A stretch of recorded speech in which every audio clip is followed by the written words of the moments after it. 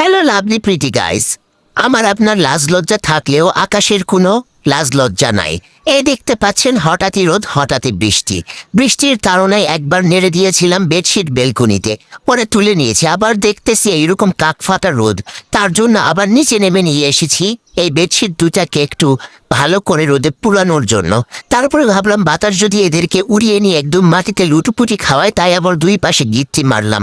ভেবেছিলাম এখানে আপনাদের সাথে সরাসরি কথা বলবো, কিন্তু ডানে বামে উপরে নিচেরা এই যে ভাবিরা জানালা দিয়ে যে উকি মেরে দেখছে, সেই ভাবিদের জানায় ভিডিওতে সরাসরি কথাও বলতে পারলাম না। কেন রে ভাবিরা, আপনাদের কোনো কাজকর্ম নাই বাসায়? জানালা দিয়ে উকি মেরে মানুষের কাজ করা কেন দেখতে হবে? কোয়ার্টারে আপনারা বহু রকমের ভাবি পাবেন। কোনো ভাবি আছে যারা সারাদিনেও একবারও নিজের চেহারা মানুষকে দেখায় না। আবার কোনো ভাবিরা আছে যারা সারাদিন রাস্তা থেকে ঘরের মধ্যে ঢোকে না, দিনে রাতে 24 ঘন্টায় রাস্তার মধ্যে ঘুরঘুর করে। আর কার বাসায় কি হলো, কে কি দিয়ে রান্না করলো, কে রাতে ঘুমালো বা কে দিনে ঘুমালো, কে কয় টাকার বাজার করলো, সবকিছু নিয়ে হিসাব নিকাশ আসলে আপনার নিজের যে পাড়া প্রতিবেশী ভাবিরাই বেশি জানবে। নিজের খেয়ে পরের গুলতানে মারার কি দরকার ভাবিরা? যাই হোক, ভাবিদের কাজ ভাবিরা করবে, আমার কাজ আমি করতেছি।